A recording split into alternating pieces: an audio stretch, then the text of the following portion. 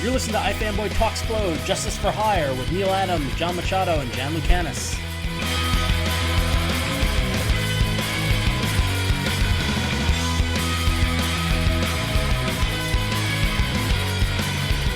Hey, welcome to another edition of iFanboy Talksplode. My name is Ron Richards, and we're following up on our previous Talksplode focusing on Justice for Hire, the action-packed mixed martial arts, espionage, comic story that you can read up on graphically right now.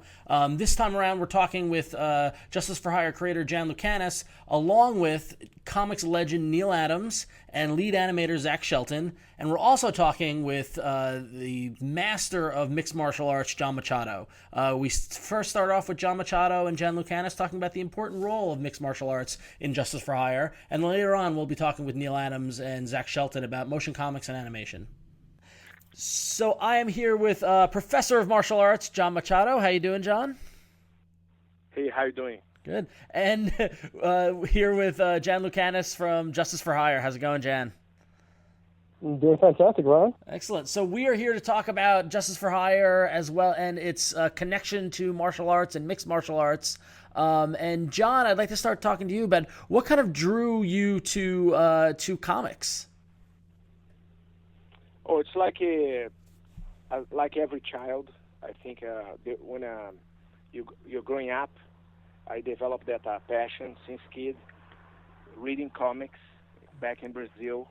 So everything from the Marvel comics to the Brazilian comics that they had about some this group of kids, you know what I mean, that will do like a pack of kids that will go and have different adventures and everything. I read everything from Tarzan, the older versions, the Tarzan, Edgar Rice Burroughs to Huckleberry Finn, Tom Sawyer, all that stuff. So I'm a storyteller and I like good stories. So that kind of was my I think the seed until, of course, I meet Jan here.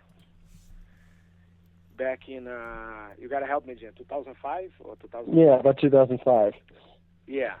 I was on a Tai Chi push hands team. My dad and I got recruited onto it in 2004, the William Chen team.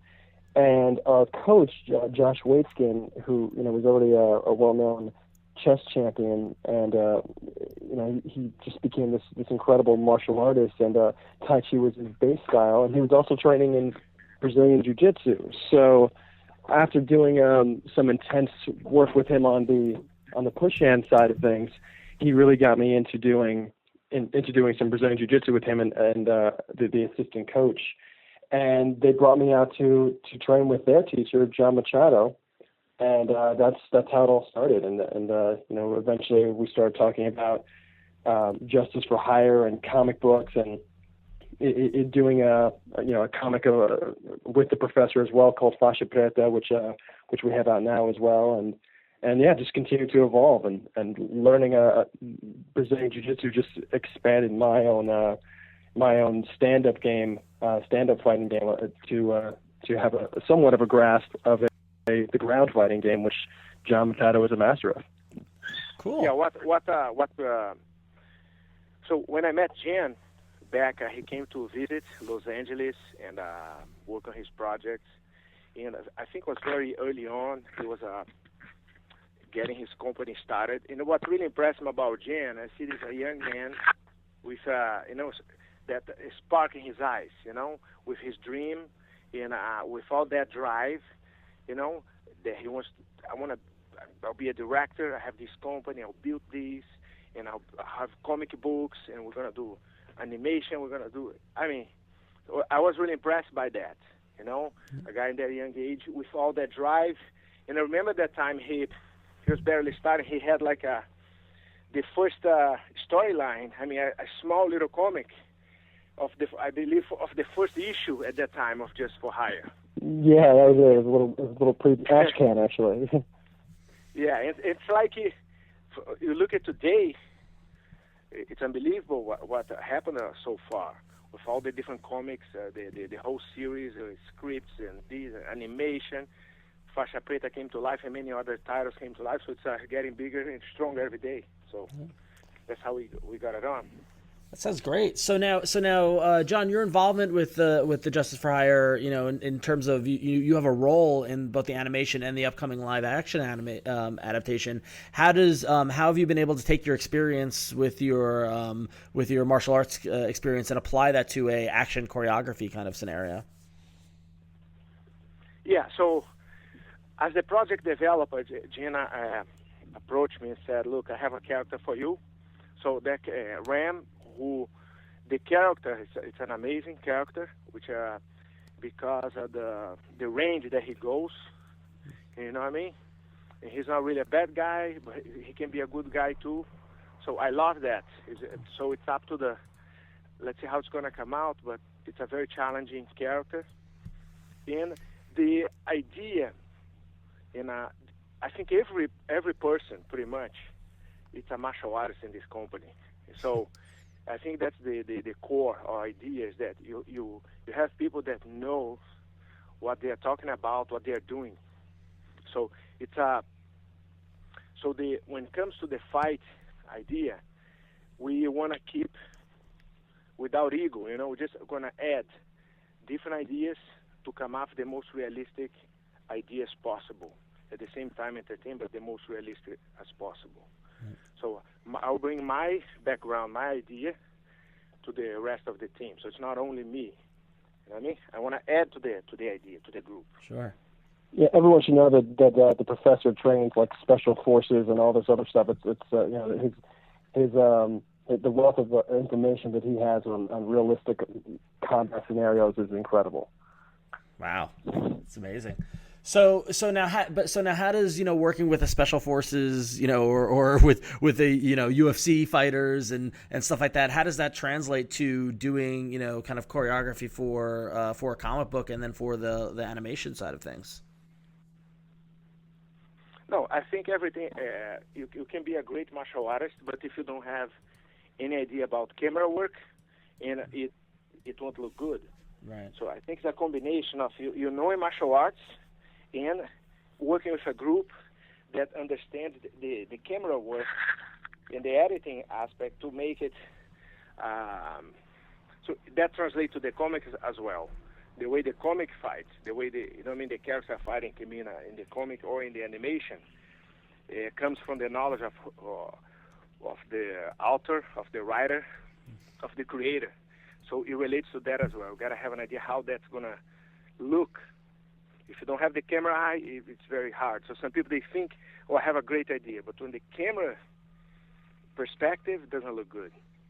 So I think my experience through these years working in movies, from small movies to bigger movies, and involved in choreography, fight scenes, working with amazing choreographers, amazing martial artists, that it gave me a keen eye to help put together. You see, I believe in teamwork. If you prepare a fighter today, for example, let's say a UFC champion, you have a good conditioning coach, you have a good stand-up coach. So the styles can vary, but a good stand-up. You have a good ground coach, in this case the jiu-jitsu, so he can work on his back and work the submissions. You have a good wrestling coach, so he can work on his takedowns. Isn't anymore my student against the world. No, you have a team of people working. So I think the movies, that's the same idea. So when you are working for ourselves or we are working for an actor, you have a team of people to help that actor, just like a fighter, to perform his best. That's great. So now, Jan, in terms of taking Justice for Hire and adding in, martial arts and mixed martial arts, how do you bridge the gap between what you've learned from John, from the professor, into the kind of comic world of Justice for Hire? And what's the difference between traditional martial arts and mixed martial arts and that sort of thing? Well, in terms of working with the professor and training with him and training under him, it just shows me how all martial arts are linked. All these disciplines, they're at the core. They're all they all have this incredible through line that is very much based in awareness, sensitivity, and a a strong spiritual base, in all honesty. And with Justice for Hire, with the characters, we use the characters as a vehicle for a lot of social commentary, but including, for martial arts. But JFH is it's bigger than simply just a martial arts comic book, or any particular style of martial arts. It's an action adventure storyline, but it's heavily influenced by the martial arts. So, with Justice for Hire, we've centered it around two generations of heroes, the fathers and the sons. The original Ebony and Ivory, who during the first season story arc are retired from the retribution industry. And the retribution industry, for those who don't know, is an industry in which you can hire any person in the world, any retribution team across the country, and use your hometown to execute your form of justice on anyone you want anywhere in the world. So these fathers started this industry. They were vigilantes, and they got it legalized to give something more to their sons, in part to give something more to their sons, to leave something behind for them. And the younger Ebony and Ivory have basically become pop star media whores, even though they were raised in the traditional values of martial arts of honor, respect, humility, and all the virtues that are at the core of any true discipline. And the sons have evolved the father's martial arts forms from a fighting standpoint, but they've lost a lot of the core principles that make the art of fighting a spiritual journey in favor of thin fortune. So, as you see in season 1 and in the upcoming completion of that story arc, the repercussions for the dilution of the moral center of the martial arts becomes apparent, and in what happens to the characters of the younger the sons.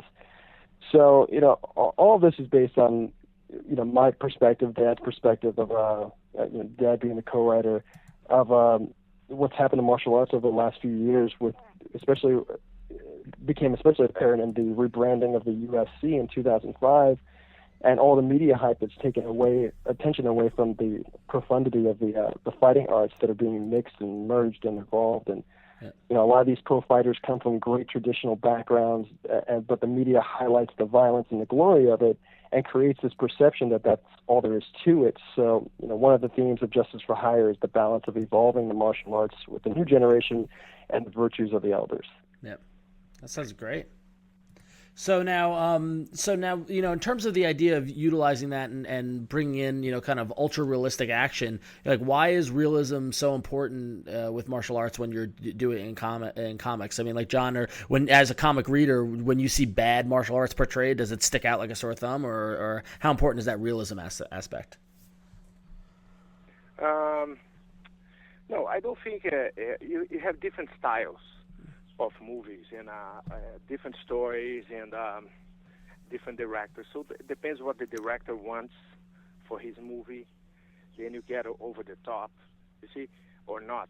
So if you're doing, let's say, if you watch a Chinese movie where people are flying from building to building, the story, it makes sense for that story. So it's not over the top. Because in the Matrix, they have that ability. Yep. So, is that unrealistic? No. If you watch the Marvel characters, they're bulletproof, whatever. They're superheroes.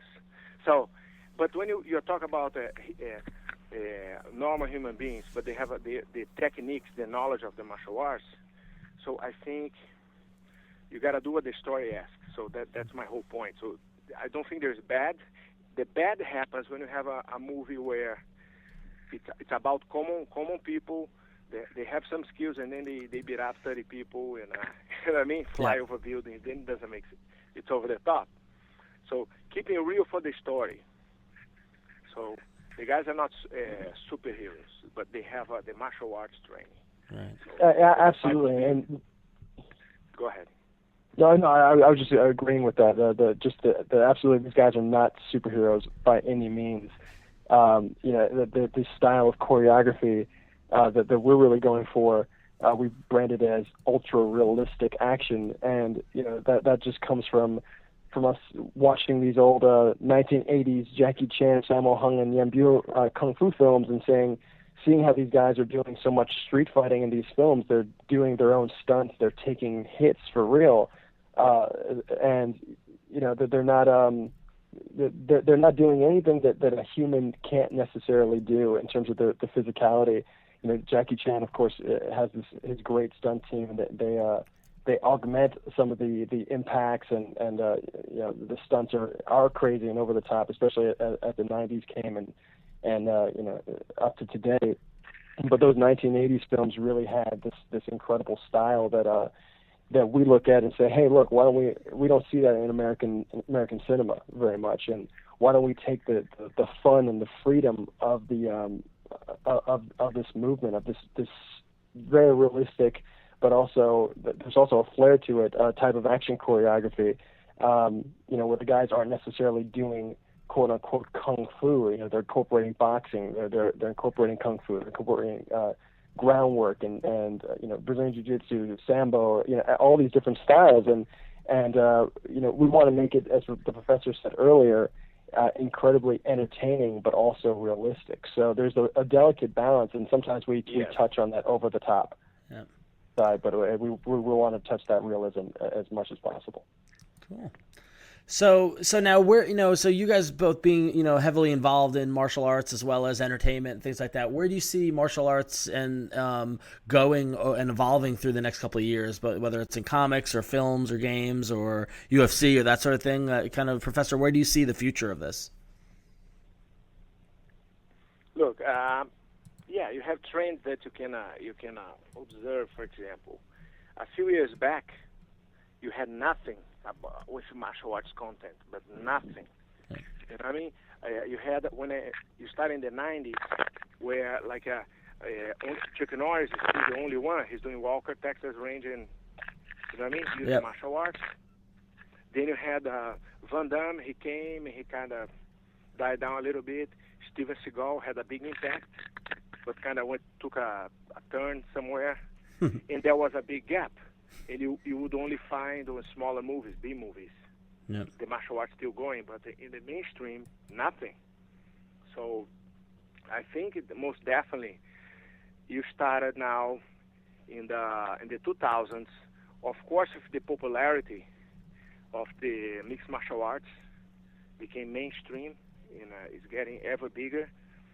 So you started with David Mamet doing Red Belt in 2007. At the same time, they did Never Back Down. See, they launched Never Back Down first, but Mamet was the first one to start. His process took longer. Never Back Down came after, and they launched after. Yep. Their timing was that. But and after that, you had, and it keeps coming now. Then you had now, what's it called?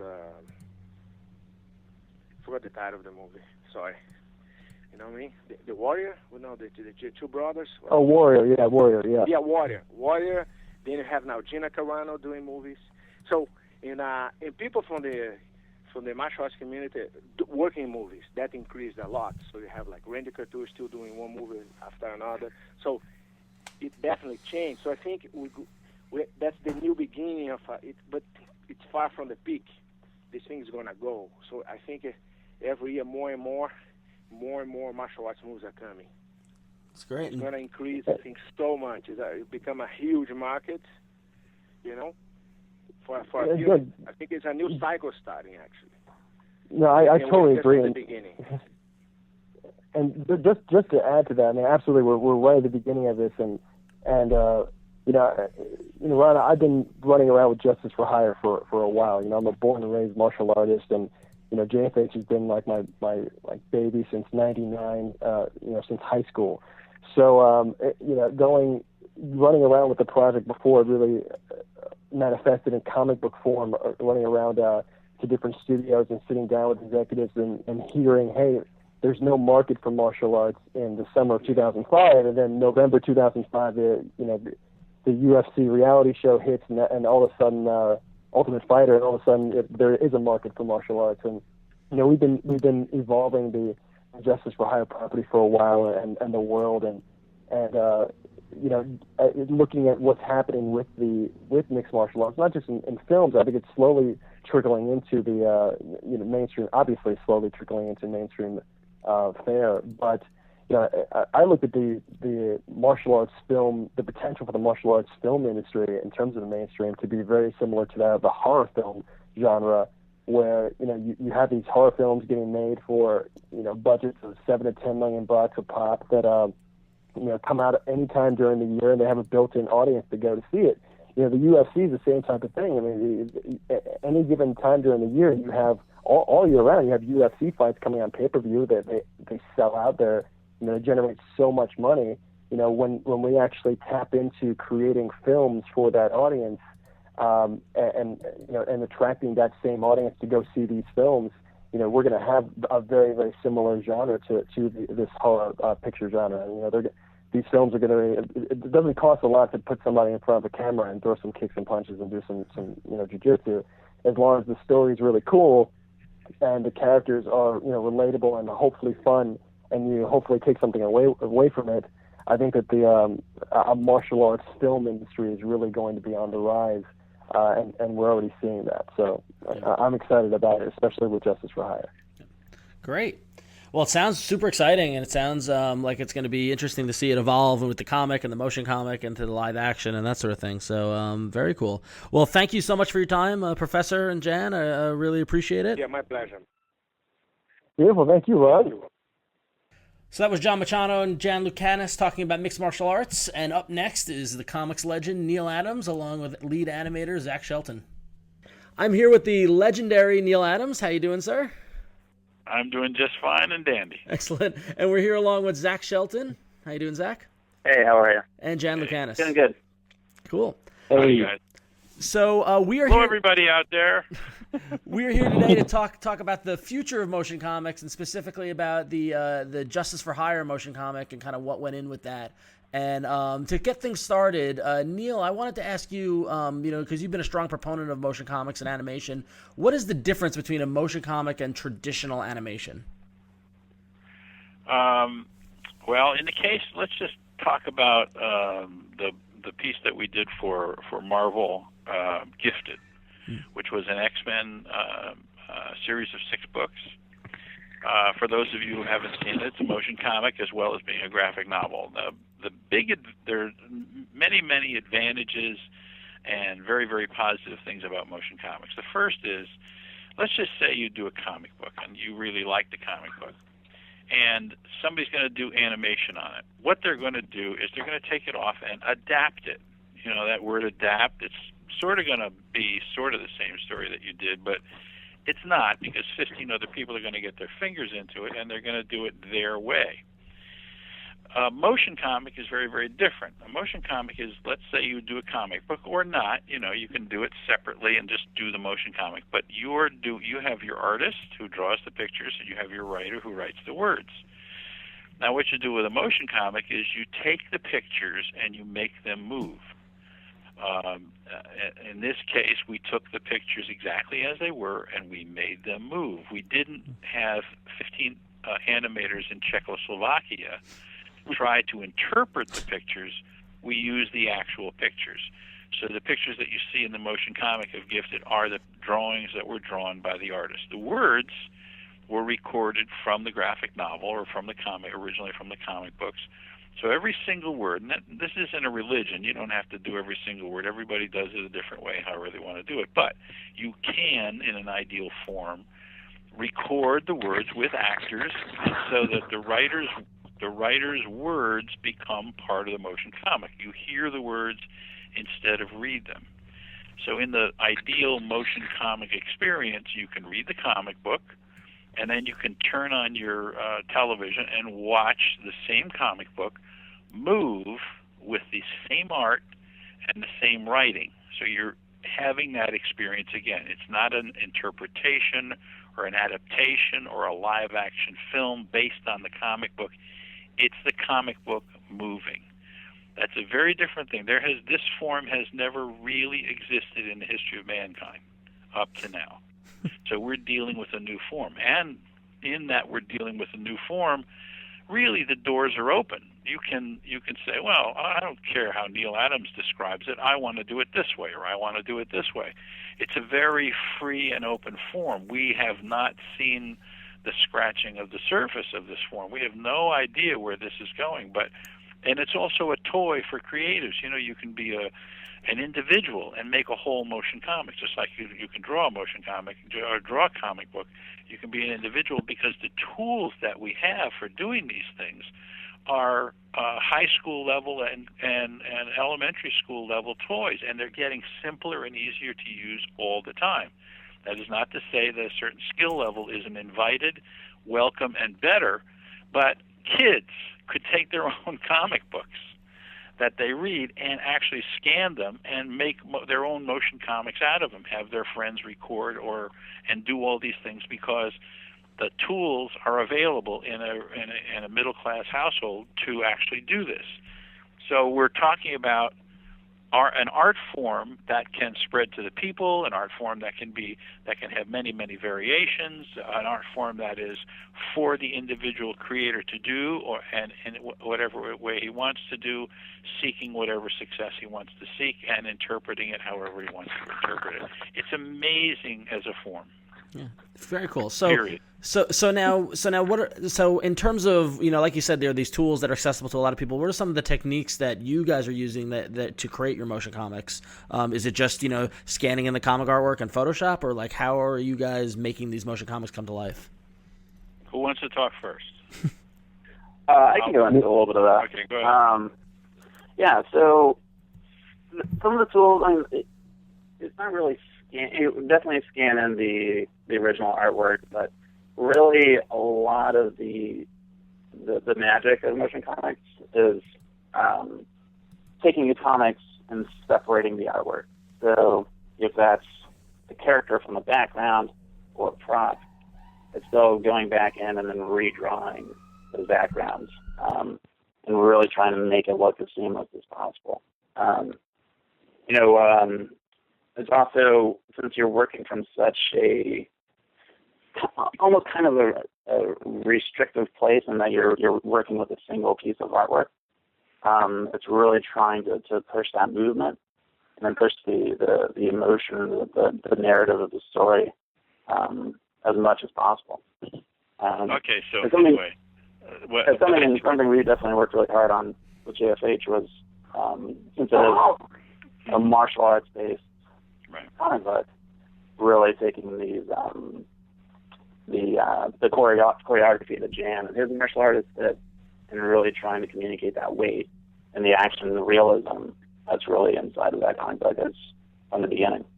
Right. So anyway, what gets done is you basically scan the stuff in, and in Photoshop you cut the elements apart. Then you go ahead and add material, add backgrounds and whatever that the artist hasn't put in because he just drew a still picture. And then you give it to the animator, who can use After Effects and other programs to animate it, to move it around, and to do various things with it. Some of them crude, some of them ugly, but some of them very sophisticated. And then you go ahead and you record a soundtrack, and you lay the soundtrack to it. In advertising, they call these animatics. They've been using them, and it's one of the reasons why the technology has moved forward. They've been using them in making fake commercials for easily 30 years. Easily, probably more, 40 years. What you do is you take drawings, you cut them apart, you make them move. Originally they did them in film, then they did them in video, now they're doing them on computer, and it's the more time that goes by, the easier it is to move these elements around. You can find in your computer steam. So if somebody's drinking a cup of coffee, steam can come out of the coffee.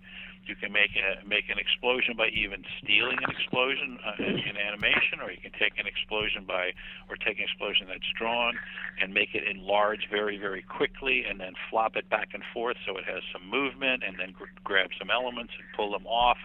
These are all the tools that are available on the computer. Who if you have enough money to go ahead and get After Effects and the various programs that you want to use. Then it's sort of like, when nowadays kids are doing these kinds of things in classrooms. They have these presentation programs that can slide things around and move things and pull in type and all the rest of this stuff. We're talking about this stuff as adult material, when the fact of the matter is that this is now kid stuff. And so, and at the same time, you're on your computer and somebody goes, "Oh, what's this?" hey, there's a program that lets you do this, and so you go get it, and very often you get them for free. Doesn't cost you anything. Guys just want to, expand the medium, and so you take that, and suddenly the thing you could, I want to close the door. Well, I can't do that. Well, guess what? You can. You can grab that door and you can close it. You can open it. It's so amazing, the materials that are available on the computer, that it almost beggars the artwork. The artwork is going to have to come up to a standard that allows it to be animated. There's this the fight between artwork that can be animated and the ability to animate it, because the animation is moving ahead very, very quickly, and it makes it very exciting. Also, you have this thing in a comic book where they say, the thing that's so great about a comic book or a novel, let's say you read a novel, is that you hear the story in your mind. Or let's say you read a comic book, you fill in the spaces between the panels, or on the old radio shows, you visualize it in your head.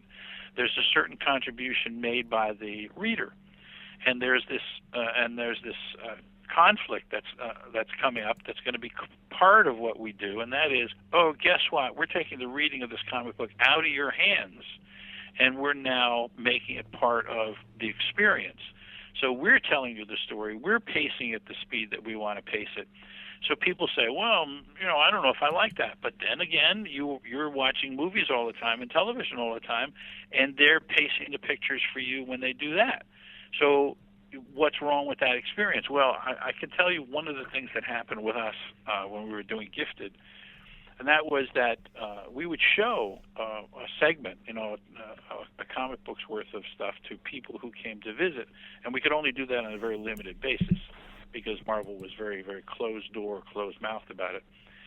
And people would, and one of the things I did was I put people in a room, and I run the video, and I put the graphic novel on the table.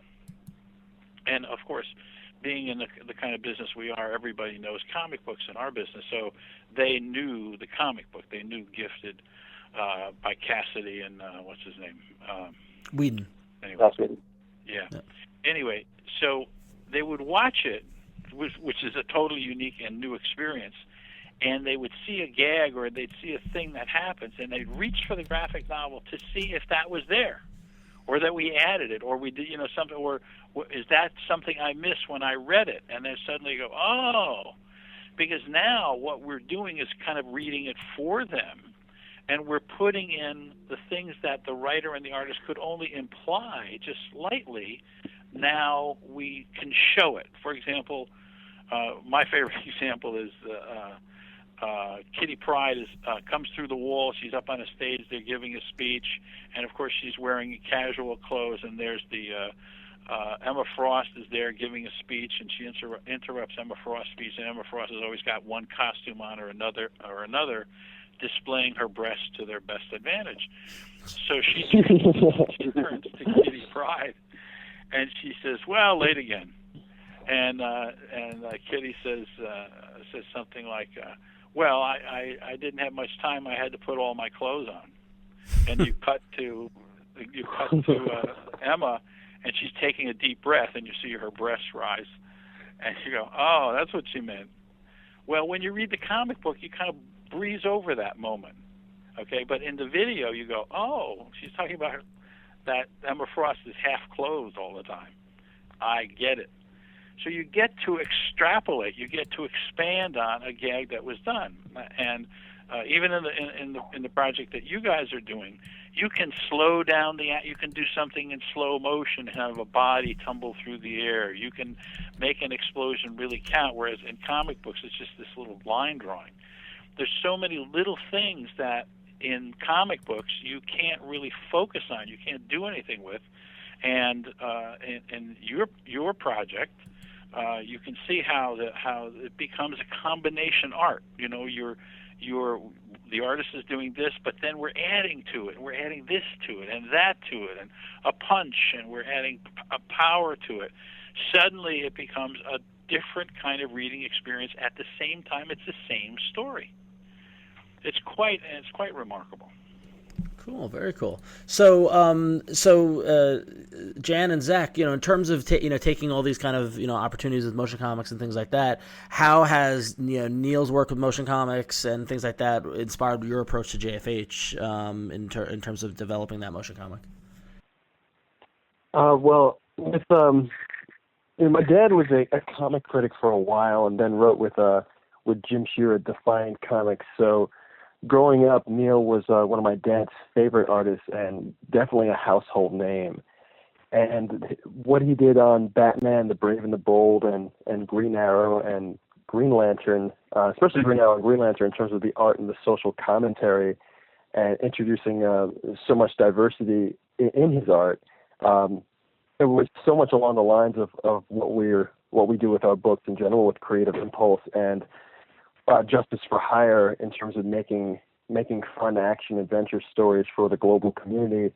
It just made so much sense when Dad was writing the Justice for Hire original comic script, which was based on my short film coming out of film school, to approach Neal and with the JFH project. And that was back in 2005, and Neal, if you remember this, Dad came by Continuity Studios, and Neal put together a couple of sample pages for us and for Justice for Hire, and it kind of blew our minds what he was doing with it back then.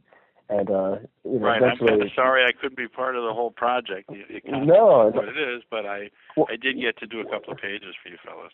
No, and it's still we still have the thumbnails of them and look at them and they're like, oh wow, this is great, kind of geek out a bit. But you went on to focus more on the directing side, and what you did with Astonishing X-Men Gifted, which was already one of my favorite comics. Just that 6-issue storyline, what they were doing with the X-Men, re-envisioning them was just so cool. And what you did with the Astonishing X-Men was you just revolutionized motion comics. I mean, everything that I was watching up to that point, I don't want to name names of any of the projects, but nothing could compare to it. And it really made motion comics, in our opinion, it made it a viable art form for taking our vision with Justice for Hire and saying, hey, look, we can. I mean, it's exactly what you said. It's an animatic for the cinematic experience that you're trying to convey in the comic book, and a lot of times things can get overlooked or not necessarily conveyed to the reader the way that you want them conveyed. And just seeing what Zach and Melissa, his partner at Willow Road Animation, have done with the Justice for Hire animation, it's just taken so many moments that we felt were glanced over in the comic book and highlighted them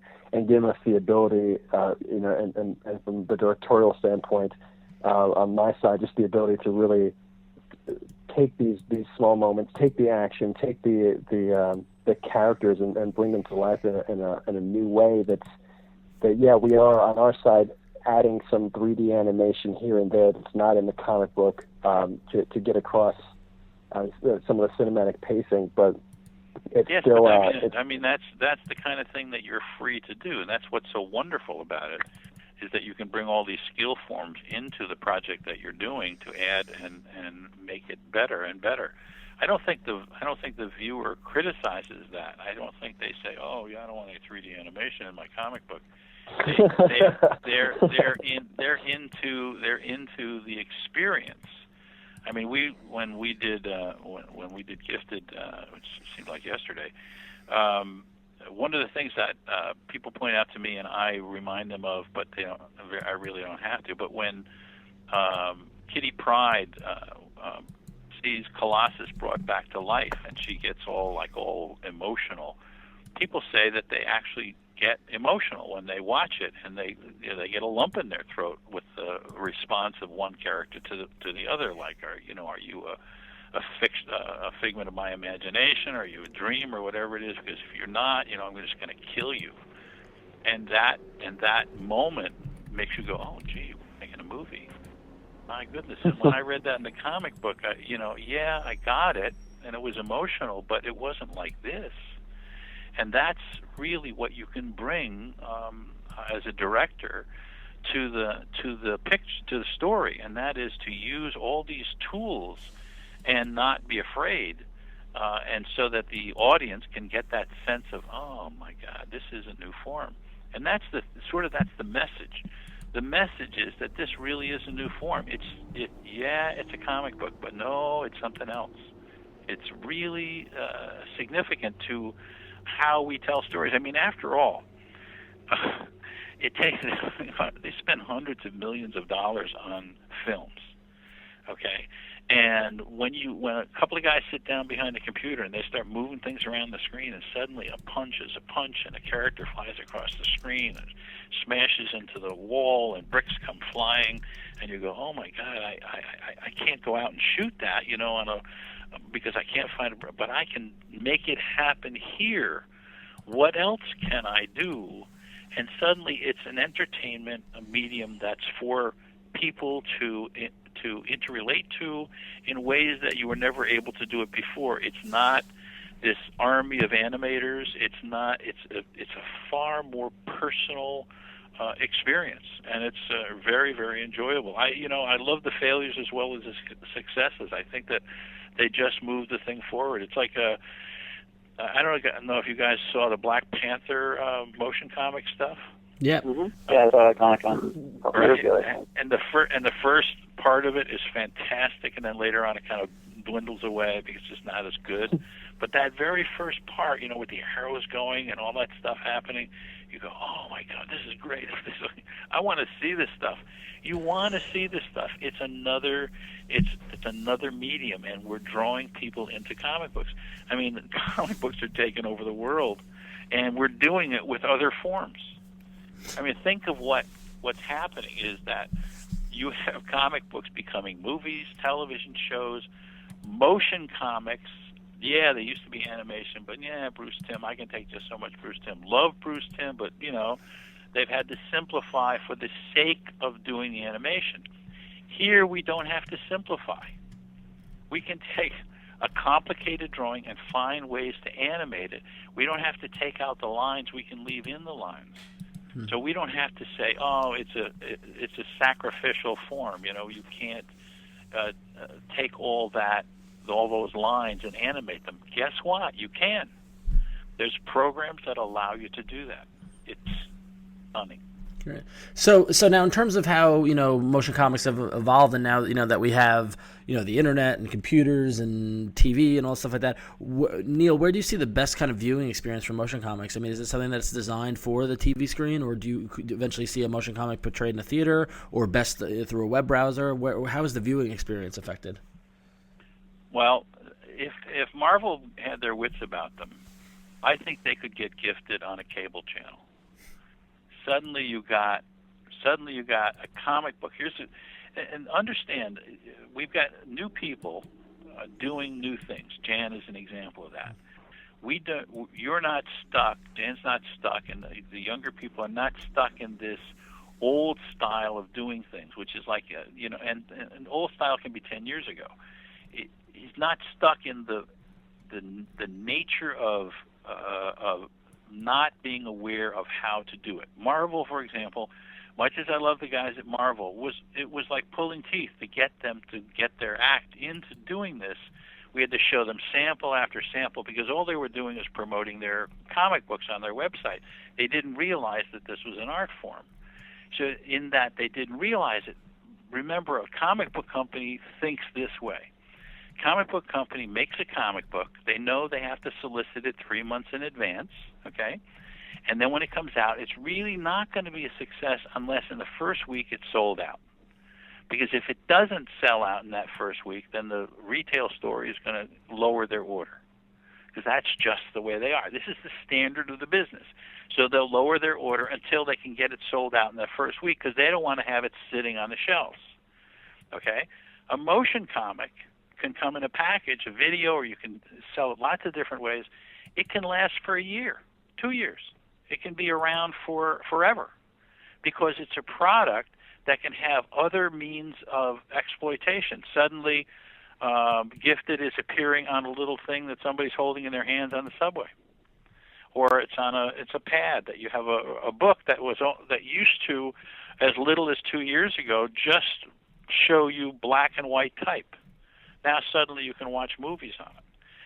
Television cable channels are expanding exponentially, and so you have all kind of I could wake up tomorrow morning and somebody say, "Hey, did you see the new cable channel? It's only motion comics." And that's all they do, because there's so much product that's beginning to be done. This is the kind of thing that I look forward to. And where is it going to end? I don't see end as part of the sentence. I think this is just the beginning, and we're going to see what's going to happen. I would not be surprised if a year from now there was a cable channel that showed only motion comics, because I think it's the most exciting format to come. The problem with doing something new and different that people haven't seen before is that everybody goes, "Well, that's interesting." They don't see into the future. They don't say, "Hey, what can this be?" One of the problems of my life is that I do the new thing, and then 5 years later, everybody goes, "Wow, isn't this great?" Well, everybody discovered it. Wow, this is cool. It's like, no, it was cool 5 years ago when we first did it. You just didn't know it. Hello, knock, knock. It's very hard to wake people up to something. When we were doing Gifted, I mean, Marvel was very resistant against it. Everybody talked about, we'll promote the comic book with it. They tried to do it. They tried to do it at Marvel Comics. They tried to do the first chapter, and then they gave it to us. But we're experienced doing this for advertising agencies. That's really continuity's business. When you come in, we have an office. How many artists do you know have an office in a studio? Well, the reason we have an office in the studio is that we're doing animatics all the time for advertising agencies. And I know this is a good medium, a new medium, but when I took it up to DC and Marvel, they were looked at me like Raggedy Ann and Andy with big button eyes. What do we do with this? Guys, please. This is okay. So anyway, we're trying to show it to them, and they're looking at it going, well, I don't know what we can do with this. Wow, this is kind of interesting. So why don't you try it anyway? Finally, we did a couple of Frank Miller pages and blew them away. Then we showed them how characters can talk. Oh, you can make them talk. You can make their mouths move. How do you do that? We weren't thinking about that, and I know you weren't thinking about that, but I've been thinking about that for 30 years and doing it for advertising agencies, trying to tell you can make their mouths move, you can make their eyebrows raise, you can make them do all this stuff. The tools are here. It's easy to do. So they were working on something. So it was the X-Men, it was that Gifted, and so they said, hey, you know what? Somebody, I don't know who made the decision. I think I know who made the decision. Said, would you like to do this Gifted and carry this job on? So we did the first chapter in under 3 months, okay? And it moved all over the place. I mean, you saw the first chapter. Yeah. The explosions and things falling. And it's really kind of primitive animatics from our point of view, but it was very exciting. They had worked on that version that had the same stuff, only it was unmoving. It was like sliding photographs and stuff, and they were doing little effects. They couldn't get the characters to walk or to do anything. And they had worked on it for 2 years. And I'm trying to tell them, okay, you don't go to people who don't have the experience, who haven't done this, and try to get them to do it. You go to people who have done it. Just happens, coincidentally, that one of the guys in the comic book industry that has changed everything from the day he walked in happens to run a studio that does this all the time. Hello? Wouldn't this be a good idea? Hello? And so they finally went, oh, okay, fine, go ahead and do it. And then they got blown away. And then they started to hunt for places that did this sort of work for advertising agencies, for corporations, for different people who did this, or even guys with two computers in their closet. And then suddenly the comic book guy started, oh, hey, let's try this. So now everybody's kind of just discovering it and starting to make product. Do we know what's going to happen? Well, I can tell you this. We're going to be making some money. We're going to be making some money on this baby. We are going to be making money, and we're going to be in an adventure, and a lot of us are going to have trouble, and people are going to be a pain in the ass about it. But in the end, we are at the beginning throes of a new medium, and it's exciting as hell. Right. So in terms of, aspiring creators or aspiring comic creators or animators, stuff like that, you guys, you're there in the trenches, you're doing it, you're trend setting. What advice, Neal and Zach, do you have, and Jan as well, do you have for any up and coming folks who are interested in doing motion comics or interested in doing comics themselves? Well, first of all, learn to work on the computer. Find and get people, artists who know something about animation. If you can, try to get good people involved. They don't have to be incredibly talented, but they have to understand the medium. Keep your overhead down. If you can, work in your garage. Don't go renting offices and spending money and blowing your wad, because it's not gonna be easy. This is a new medium, sort of like young comic book publishers. Don't think you're going to make tons of money right away, because people are going to be slow in accepting it. And focus on doing a terrific job and an interesting job. And also this, it's really hard to get artists involved, because artists want to draw comic books. They don't want to think. Hello, you got to think about this. You have to think about it. There has to be that kind of thought process. So you need somebody. See, if you can get an artist who's also interested in the computer, that would be terrific too, but he also has to be able to draw well. Then, of course, get a good story, which is standard for the business, and there's how few good stories there are out there. So you get a good story, you get some good writing, you get a good artist who understands the flexibility of the medium, what it's possible to do, and experiment while you're telling your story. Then try to find a place to market it. And what's going to happen is sort of like you throw 50 guys at 50 doors, and sooner or later one of them opens, and that's how it works. And then everybody shifts over to that door. Sci-Fi Channel, maybe there's cable networks that will run this stuff. There has to be one guy in the team who's so nuts that he'll go and visit anybody and show them whatever kind of crap they're doing, until somebody goes, hey, I'd like to run that, and then build that into something. It's not easy, but the payoff is going to be better in some ways than comic books. Comic books, we know comic books don't sell well, and they're trying to find their place. The big comic book companies are competing with each other to do big projects, but convincing somebody to drop, $200 every week on comic books, not so easy. Right. When you can be watching television and seeing the same stuff, and sponsors come on and pay for it. Wouldn't that be nice?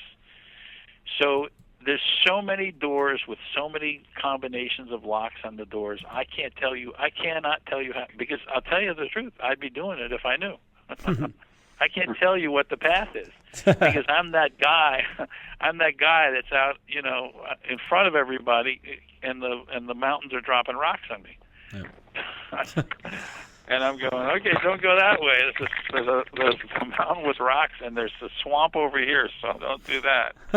I don't know the answers, and I'm about to get knocked off by any one of them. So, the thing is that you can do this stuff, and it doesn't have to be like a moneymaker right away. You can find out how to do it, and then kind of team up with other guys and try to put a piece together.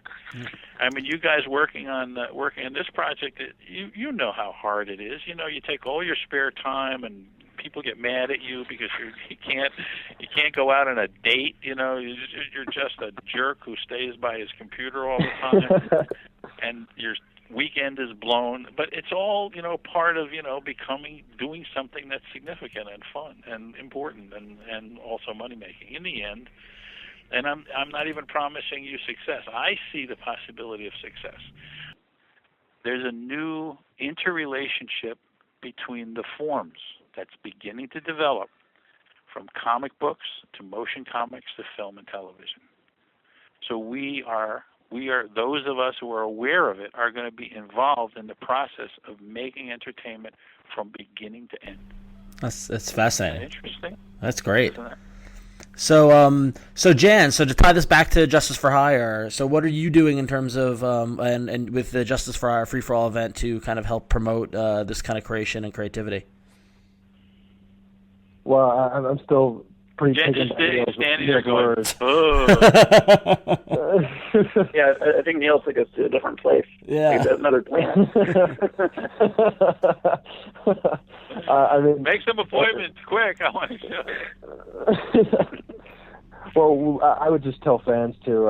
I mean, first of all, if you listen to Neal again, I mean, just rewind it and listen to everything he said again on this podcast. But I mean, for the Justice for Hire free for all, I mean, go to graphically.com/comics or go to iFanboy or just go to the JFH Justice for Hire Facebook fan page and we're running our the JFH free for all event on there where you can see the new Justice for Hire motion comic. Read the new issue number 0, part 2 of which will be out next week, or at least by the time you hear this, probably.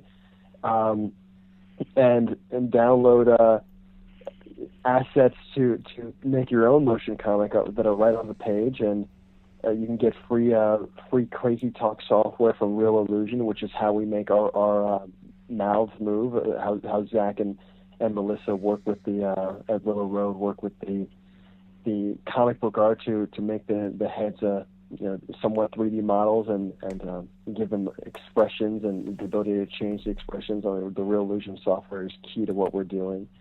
And other artists that aren't necessarily into motion comics but want to draw and do pencils, inks, colors. I mean, everybody just come and check out the event and post some work on Facebook, and there'll be a bunch of views from the fans and Neal and some of our other celebrity guest viewers, including John Machado and Ahmed Best and more. And just come and join the fun because we're doing some ass kicking stuff. Great. The other thing that's important to mention there is that graphically that's presenting this is a new young company, and it's a new young company that wants to see this stuff, that will be first to present it. You get the old stodgy people already that are saying, "Oh, this is how you present a comic book." Well, not necessarily. So I'm sure that graphically is going to be a trailblazer when it comes to presenting this kind of product. So keep your eye on graphically. Yep, absolutely. Absolutely. So, cool. Great. Well, thanks so much, guys. This has been great. It's been excellent to hear from Neal about the motion comics and to hear what you guys, Zach and Jan, some more about what you guys are doing with Justice for Hire. So everybody should go check out the Justice for Hire Free for All event. There'll be a link to it in the show notes for the show. But thanks, guys, so much for your time. I appreciate it.